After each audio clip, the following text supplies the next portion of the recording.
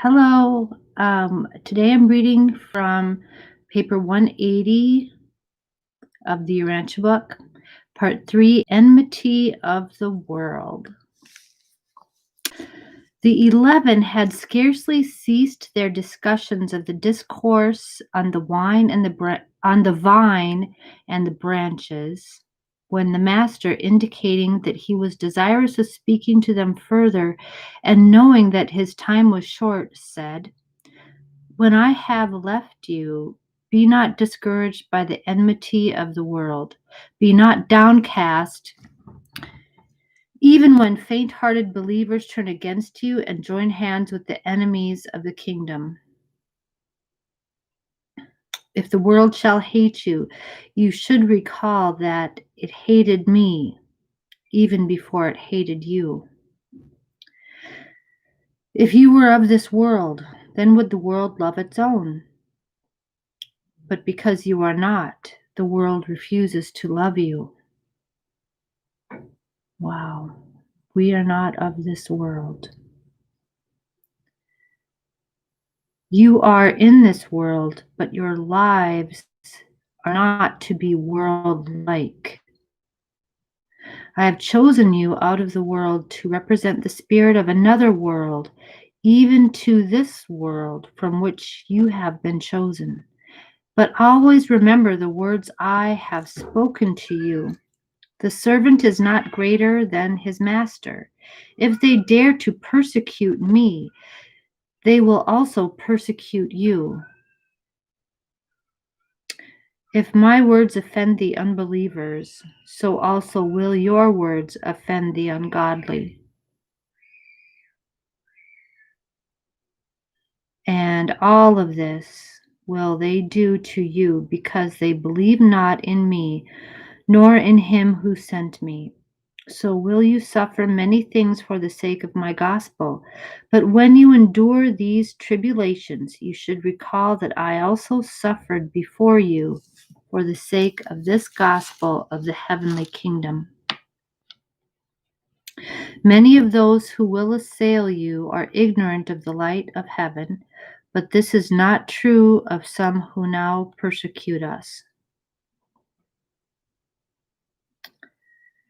Okay. If we had not taught them the truth, they might do many strange things without falling under condemnation. But now, since they have known the light and presume to reject it, they have no excuse for their attitude. He who hates me hates my Father. It cannot be otherwise. The light which would save you if accepted can only condemn you if it is knowingly rejected.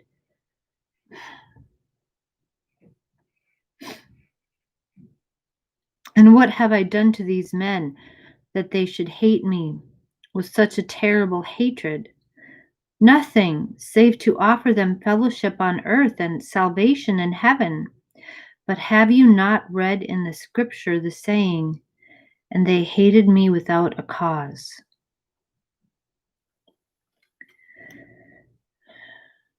But I will not leave you alone in the world. Very soon after I have gone, I will send you a spirit helper. You shall have with you one who will take my place among you, one who will continue to teach you the way of truth, who will even comfort you. Let not your hearts be troubled. You believe in God. Continue to believe also in me. Even though I must leave you, I will not be far from you. I have already told you that in my Father's universe there are many tarrying places. If this were not true, I would not have repeatedly told you about them. I am going to return to these worlds of light, stations in the Father's heaven to which you shall sometime ascend.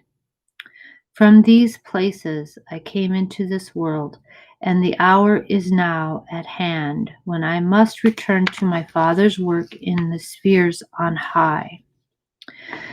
If I thus go before you into the Father's heavenly kingdom, so will I surely send for you, that you may be with me in the places that were prepared for the mortal sons of God before this world was.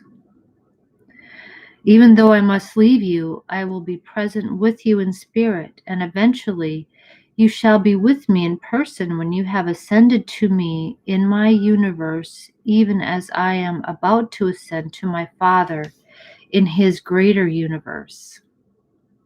Right.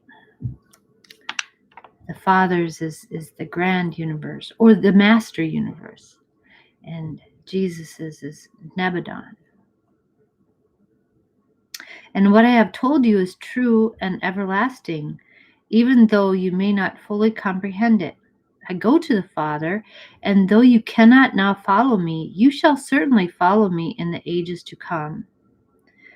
When Jesus sat down, Thomas arose and said, Master, we do not know where you are going, so of course we do not know the way, but we will follow you this very night if you will show us the way.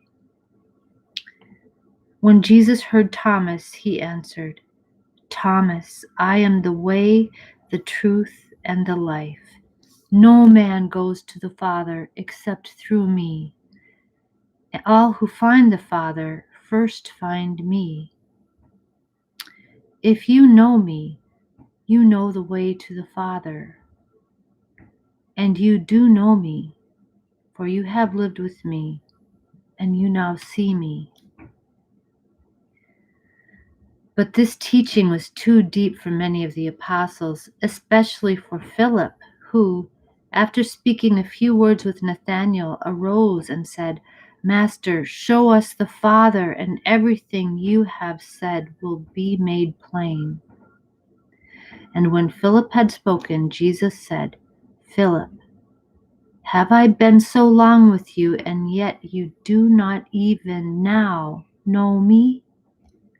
Again do I declare, he who has seen me has seen the Father. How can you then say, show us the Father? Do you not believe that I am in the Father, and the Father in me? Have I not taught you that the words which I speak are not my words, but the words of the Father? I speak for the Father and not of myself. I am in this world to do the Father's will, and that I have done. My Father abides in me and works through me. Believe me when I say that the Father is in me, and that I am in the Father. Or else believe me for the sake of the very life I have lived, for the work's sake. As the master went aside to refresh himself with water, the 11 engaged in a spiritual discussion of these teachings, and Peter was beginning to deliver himself of an extended speech when Jesus returned and beckoned them to be seated. Thank you very much. That's all for today. Wow. So have a really good night. Okay. Bye.